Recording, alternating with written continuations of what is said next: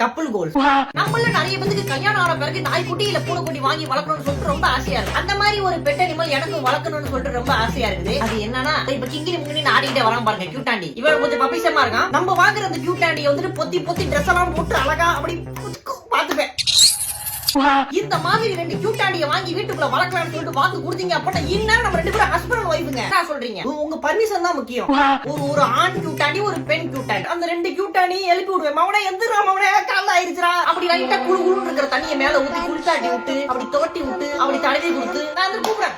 மவனே வா வாங்க வா அப்படின்னு கூப்பிடுவேன். அவன் வந்து ஆடிட்டே வருவாங்க. டாடி சொல்லுங்க டாடி.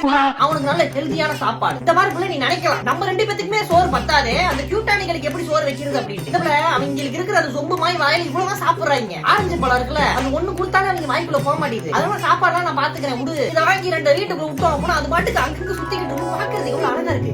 நம்ம ஒரு குடும்பமா நீனு நானு நம்ம ரெண்டு கியூட்டாண்டிங்க வாரிசு படத்தையே மிஞ்சிரும்ல. சமைய கட்டுக்குள்ள நீ நான் நம்ம கியூட்டாண்டி ரெண்டு பேரும் முன்னாடி உட்கார வச்சு நீ சமைக்க வேணாம்ல நான் சமைக்கிறேன்ற அழகா அப்படிக்கான தோசை எப்படி ஊத்தி கொடுத்தேன் அப்படின்னா நம்ம பசங்க உட்காந்து சாப்பிட்டு போவாங்க ஜாலியா. என் மனசையே உங்ககிட்ட குடுக்கறேன்னு சொல்றேன். இப்படிக்கான தோசையை சுட்டு கொடுக்க மாட்டேன் நானு. அதனால நான் பாத்துக்கிறேன். இந்த ரெண்டு கியூட்டாண்டி மாதிரி ரெண்டு வாங்கி வளர்க்கறதுக்கு பர்மிஷன் மட்டும் நீங்க கொடுத்தா போதும். நம்ம வாழ்க்கை எப்படி அழகா எடுத்துட்டு போறோம் சொல்றீங்க.